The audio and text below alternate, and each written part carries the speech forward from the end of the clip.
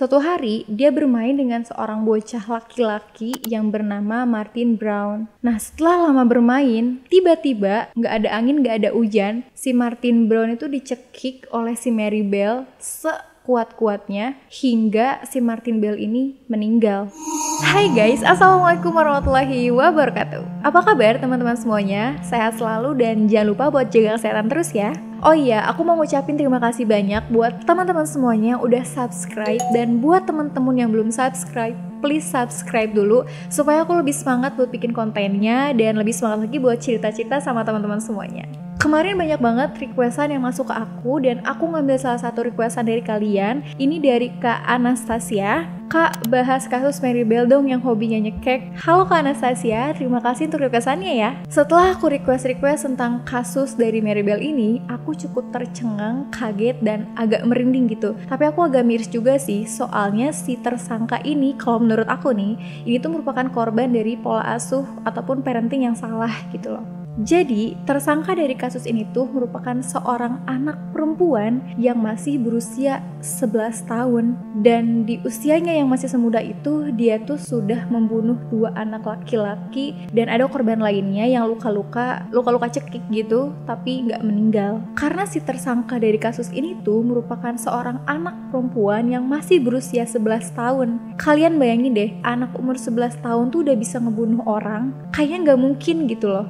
Dan si para korban itu dibunuh dengan cara yang sama awalnya, dicekik dulu gitu loh. Ada satu korban yang masih berusia 2 tahun, masih bayi lah. Dia tuh dibunuh dengan cara dicekik, dimutilasi dengan menggunakan gunting tumpul, dan dia tuh kayak disayat-sayat gitu dagingnya, tapi dia tuh melakukannya tuh dengan cara ketawa-ketawa, seolah itu tuh hanya mainan aja gitu, bukan lagi bunuh orang.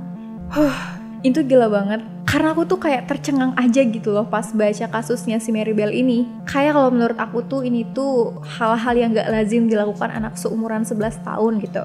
Dan ya, ini dia kasus pembunuhan terkejam Mary Bell.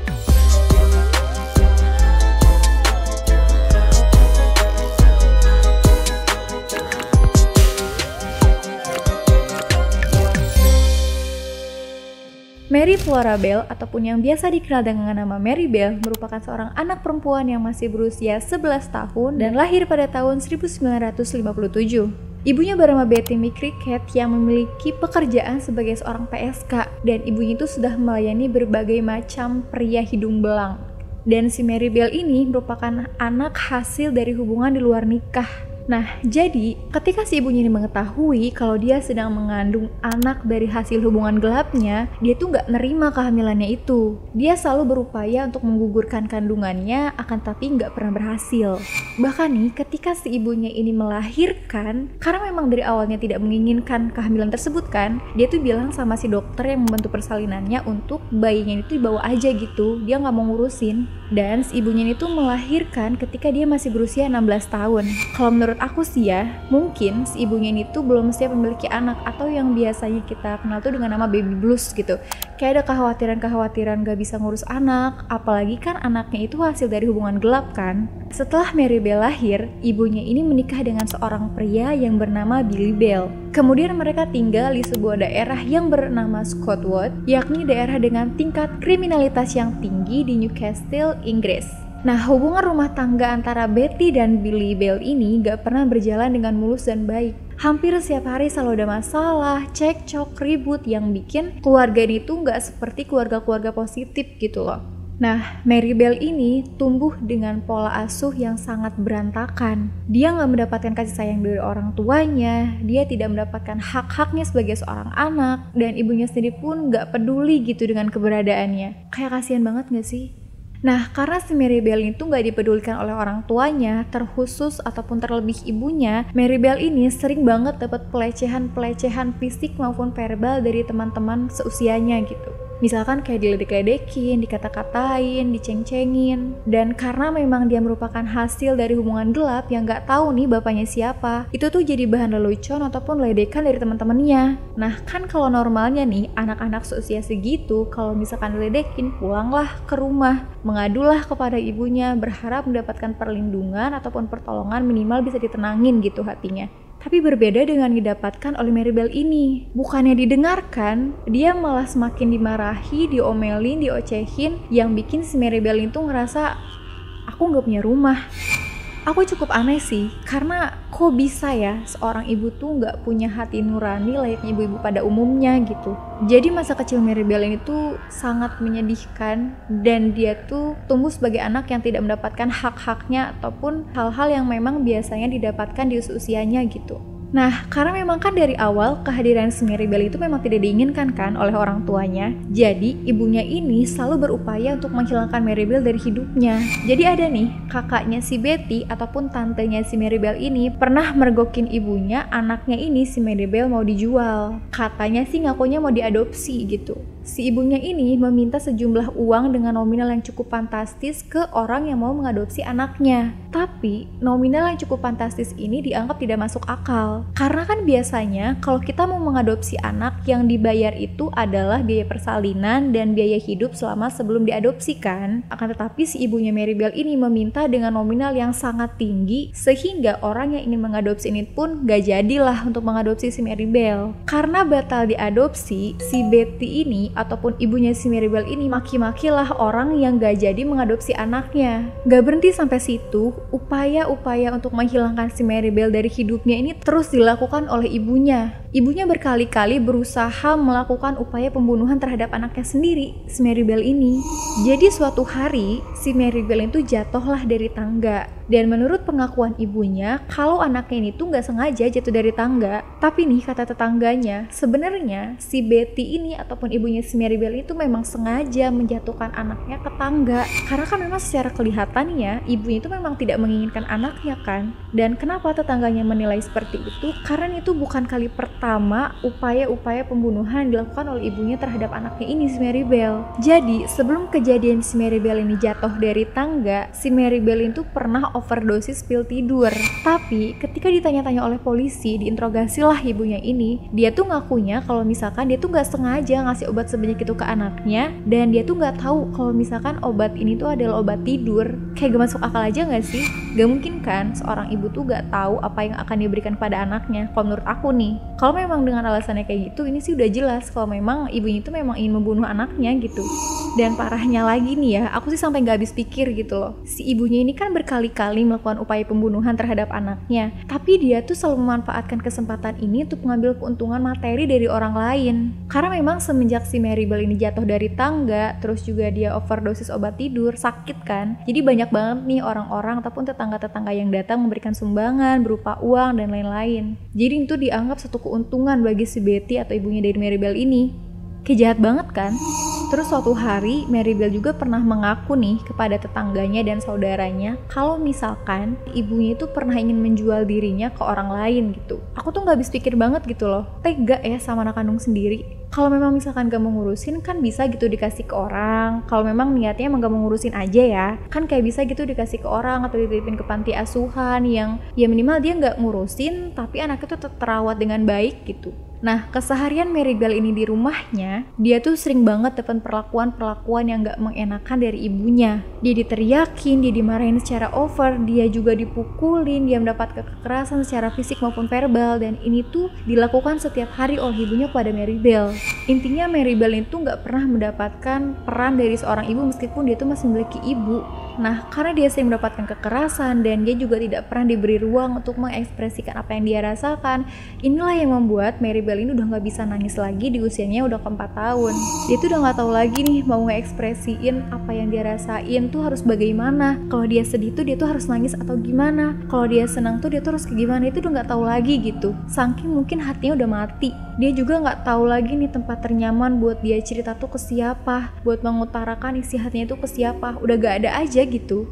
Hingga nih, ketika Mary Bell menginjak usia yang 10 tahun, dia tuh tumbuh menjadi anak yang aneh, anak yang pendiam, anak yang misterius, anak yang gak bisa ditebak, dan dia tuh sering banget berbohong dan mengarang-arang cerita gitu. Ketambahan lagi, dia tuh pernah melihat temannya tewas selindas mobil. Dari banyak kejadian-kejadian ataupun hal-hal yang dia rasakan dan dia alami, inilah yang membuat Mary Bell ini memiliki jiwa-jiwa psikopat ataupun rasa-rasa psikopatnya itu udah mulai muncul gitu. dia nggak punya empati, dia nggak punya rasa kasihan, dia tuh nggak tahu harus memperlakukan orang dengan baik itu seperti apa. Yang dia tahu ketika dia melakukan sesuatu hal dan dia merasa puas, dia tuh akan senang, meskipun mungkin itu hal-hal yang berbahaya gitu. Pada tanggal 11 Mei 1965, Mary ini bermain dengan seorang bocah laki-laki yang tinggal tidak jauh dari rumahnya. Terus bocah ini tuh pulang ke rumahnya sambil nangis-nangis ngadu ke ibunya kalau misalkan dia tuh jatuh dari perosotan. Dan ibunya ini menganggap kalau misalkan anaknya itu ya jatuh dari perosotan aja gitu, kecelakaan saat bermain. Keesokan harinya ada 3 orang ibu yang melapor ke polisi kalau anak perempuannya ini tuh dicekik oleh Mary Bell. Nah, berita dari laporan ketiga ibu tadi sampailah kepada ibu yang sebelumnya anaknya itu jatuh dari perosotan. Barulah si bocah laki-laki tadi tuh ditanyakan sama ibunya kalau misalkan sebenarnya si bocah laki-laki tuh main sama si Mary Bell. Cuman menurut pengakuan si bocah laki-laki ini, dia tuh takut jujur ke ibunya kalau misalkan dia tuh main bersama Mary Bell, dan takut jujur ke ibunya kalau misalkan Mary Bell lah yang mendorong dia dari perosotan, karena dia diancam kalau misalkan dia cerita dia bakal dibunuh. Mary Bell pun akhirnya ditangkaplah oleh polisi. Lebih tepatnya sih bukan ditangkap, kayak cuma diinterogasi dan tanya-tanya aja, bener gak nih menurut pengakuan para korban, dan menurut pengakuan ini itu seperti apa, balance gak, lebih tepatnya kayak gitu sih. Nah, pengakuan si Mary Bell ke polisi, dia tuh bilang kalau misalkan teman-teman yang dia cekik itu nggak dicekik untuk membunuh ataupun ingin menjahati, enggak. Dia tuh bilangnya kayak itu cuma bercandaan aja, kita tuh lagi main-main, itu tuh cuma drama-drama acting-actingan aja. Merekanya aja yang terlalu kayak loyo gitu, nggak bisa diajakin bermain. Dan tentang bocah pria yang tadi jatuh dari perosotan, nah menurut si Mary Bell nih, dia tuh nggak sengaja ngedorong bocah tadi tuh jatuh dari perosotan, bener-bener nggak sengaja. Polisi pun memberi arahan dan bimbingan kepada Mary Bell, dan polisi itu percaya dengan apa yang dikatakan oleh Mary Bell, dan Mary Bell pun dibebaskan.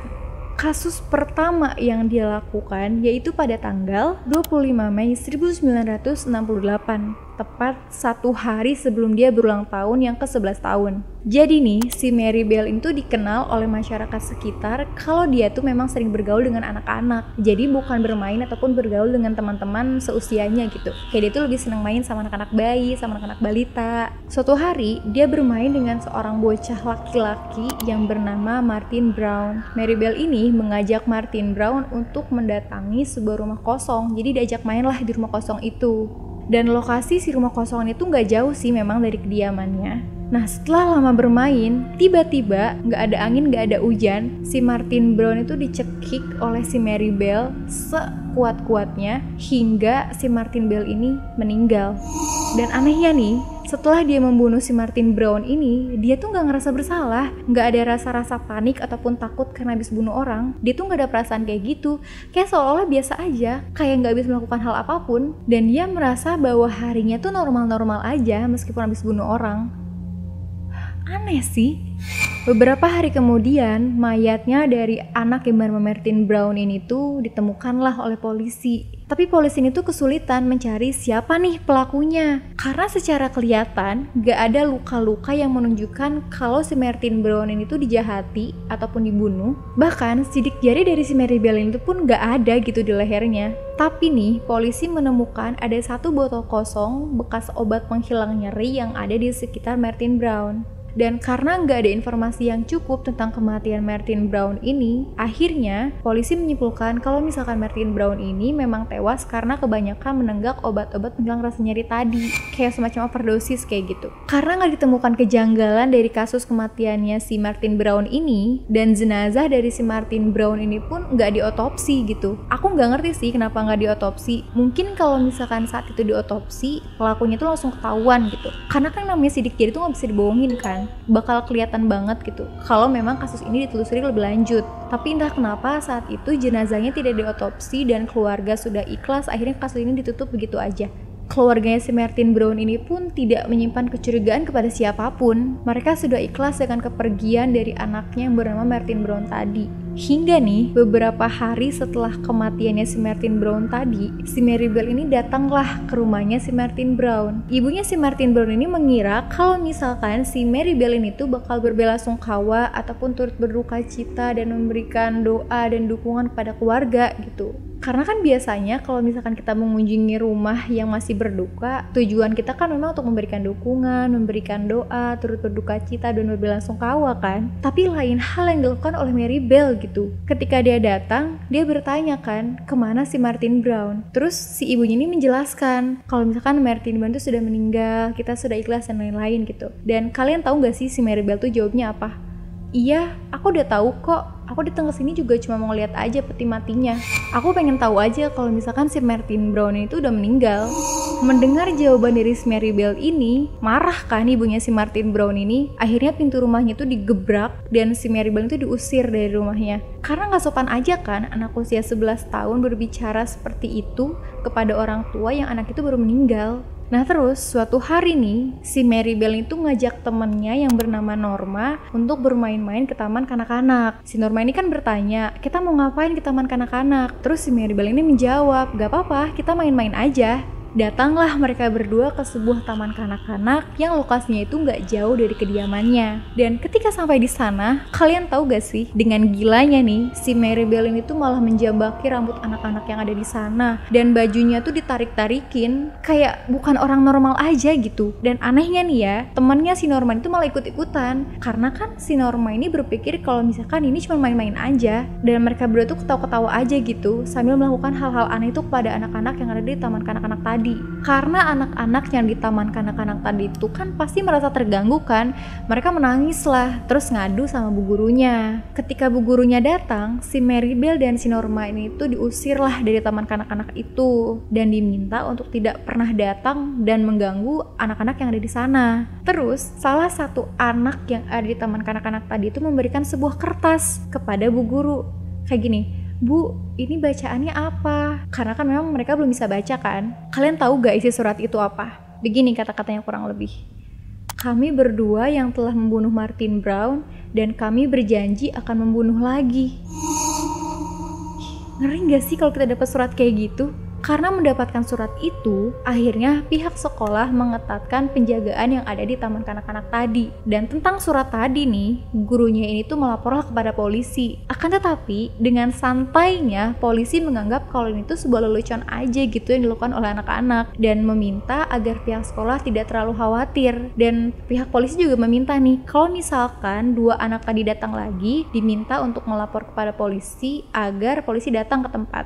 Aku sebenarnya dalam hal ini tuh jadi makin sadar sih kalau misalkan kita tuh tidak boleh mengabaikan pesan-pesan ataupun kata-kata yang keluar dari mulut anak kecil sekalipun. Dan kita tuh nggak boleh menganggap apapun yang diucapkan oleh anak-anak itu tuh hanya sebuah lelucon. Bisa jadi itu adalah sebuah kebenaran. Dan aku tuh berpikir ya, andaikan saat itu si polisi ini tuh lebih peka terhadap isi surat, mungkin polisi itu akan menemukan pelaku dari pembunuh si Martin Brown dan kejahatan selanjutnya yang dilakukan oleh Mary Bell ini tuh tidak akan terjadi. Tapi ini menurut aku ya. Nah, setelah dari situ, kalau misalkan tadi nih si Mary Bell itu mengaku ke anak-anak TK kalau dia sudah membunuh si Martin Brown, kali ini dia mengaku kepada teman-teman kelasnya kalau dia tuh sudah membunuh Martin Brown. Dan dia tuh mengaku dengan cara membanggakan diri gitu loh. Kayak, hey kalian tahu gak sih kalau misalkan aku tuh habis bunuh orang loh, aku tuh yang bunuh Martin Brown loh. Nah, tapi karena si Mary Bell ini tuh memang terkenal sebagai anak yang suka berbohong dan berbual,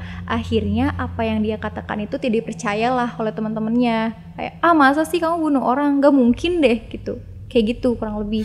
Pada tanggal 31 Juli 1968, si Mary Bell itu melakukan pembunuhan yang kedua. Kejadian itu hampir-hampir mirip. Jadi pertama-tama si korban itu dicekik dulu gitu. Tapi bedanya nih, kalau misalkan di kasus yang pertama dia melakukan aksinya sendiri, kali ini di kasusnya yang kedua dia melakukan aksinya ditemani dengan teman yang bernama Norma tadi. Jadi ada seorang balita yang berusia 3 tahun yang bernama Brian Howie, diajaklah oleh kedua orang orang ini, si Mary Bell dan si Norma ini untuk ke gudang kosong untuk bermain-main gitu. Setelah diajak ke gudang kosong, si Brian Howe ini tuh diajak main dulu awal-awalnya kayak ketawa-ketawa, haha kayak seru aja gitu. Tapi gak lama kemudian, balita yang masih berusia 3 tahun yang bernama Brian Howe itu dicekik dengan sangat kuat. Dan kalian tahu gak sih, ketika si Mary Bell ini mencekik, dia tuh sambil ketawa-ketawa kayak bukan lagi nyekik orang gitu loh, kayak cuma lagi nyekik boneka aja. Aneh gak sih? Terus temannya yang bernama Norma tadi tuh melihat dengan tercengang kayak, kamu ngapain?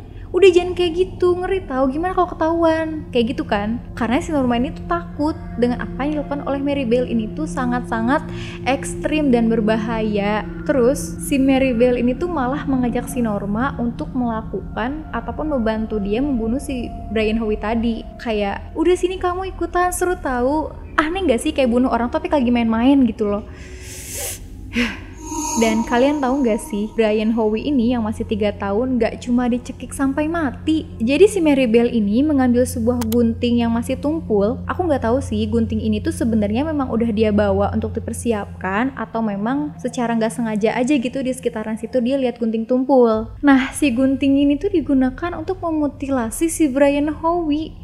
Terus si badannya si Brian Howe ini tuh kayak dipotong-potong, terus pahanya tuh kayak disayat-sayat. Kalian tahu gak sih kalau misalkan ini paha nih, ini kayak gunting, kayak digini-gini gitu. Dan dia tuh sambil ketawa-ketawa, malah ngajak si Norma tuh seolah-olah tuh ini tuh lagi main-main aja gitu. Temennya yang bernama Norma tadi tuh nangis kan, takut ketahuan. Tapi si Mary Bell ini tuh bilang sama si Norma, kamu gak usah takut, kamu juga jangan buka mulut. Kalau misalkan kamu buka mulut, kamu yang aku bunuh. Akhirnya si Norma ini gak pernah buka mulut dan takut kan. Nah, setelah bayi 3 tahun tadi yang bernama Brian Howe tewas dibunuh dengan keadaan yang sangat-sangat mengenaskan, si Mary Bell ini tuh menyimpan jasadnya itu di tumpukan beton yang ada di sekitar gudang tua tadi. Terus si Norma ngomong kan kayak, gimana kalau misalkan kita ketahuan? Terus kata si Mary Bell, udah kamu gak usah takut, kamu gak usah ngomong deh sama siapa-siapa, kamu diem aja udah. Sepulangnya ke rumah, kakaknya si Brian Howe ini tuh nanya lah sama kedua anak tadi, si Mary Bell sama si Norma. Kakaknya ini menanyakan di mana keberadaan adiknya, tapi mereka berdua bilang nggak tahu. Malah anehnya nih, si Mary Bell itu berinisiatif dengan dramanya mengajak kakaknya ini untuk mencari keberadaan adiknya yang hilang ini. Aneh kan? Dan pencarian mereka sampailah pada gudang di mana Brian Howe itu dibunuh oleh Mary Bell. Terus kata si Mary Bell gini, coba kamu cari di tumpukan beton-beton itu. Kalian mikir gak sih? Aneh kan? Si Mary Bell itu nyimpan jasadnya di situ berharap agar gak ketahuan. Tapi justru dia sendiri gitu loh yang menunjukkan di mana letak jasadnya tadi.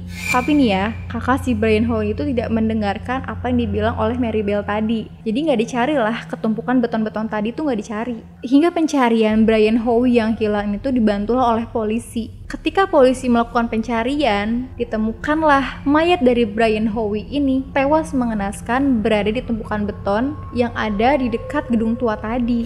Ketika mayatnya ditemukan, polisi menginterogasi anak-anak yang biasanya memang bermain dengan Brian Howe, termasuk Norma dan Mary Bell ini. Ketika banyak anak diinterogasi dan jawab tidak tahu, interogasi pertama nih, si Mary Bell sama si Norma juga bilang nggak tahu. Tapi ketika diinterogasi yang kedua, si Norman itu bekerja sama dengan polisi untuk membongkar kejahatan si Mary Bell tadi. Dan gak cuma itu aja nih, jadi kan memang dibunuhnya itu dengan gunting tumpul kan. Akan tetapi hal ini tuh tidak disiarkan ataupun gak dikasih tahu ke publik kalau misalkan si Brian Howe itu tewas dengan benda tumpul, yaitu gunting yang tumpul ya. Karena dianggap sangat sensitif gitu loh kalau misalkan orang-orang tahu dengan cara apa si Brian Howe itu dibunuh. Jadi yang tahu itu cuman pihak forensik dan polisi aja. Tapi nih anehnya, ketika polisi menginterogasi si Mary Bell tuh bilang dengan bodohnya, sebenarnya aku tahu kalau misalkan dia itu dibunuh dengan menggunakan gunting tumpul. Berpikir dong polisinya, kok dia bisa tahu sih kalau misalkan bayi ini tuh tewas dengan menggunakan benda tumpul, yaitu gunting yang tumpul gitu. Padahal yang tahu hal ini tuh cuma bagian forensik dan polisi aja. Makin jelas dong kecurigaan terhadap si Mary Bell ini karena bukti-buktinya itu sudah jelas. Bahkan si Mary Bell ini tuh membongkar kejahatannya sendiri tanpa dia sadari gitu. Akhirnya ketika proses dari kasus ini terus berlanjut, Mary Bell ditetapkan sebagai tersangka dan dia dijatuhi hukuman penjara selama 12 tahun.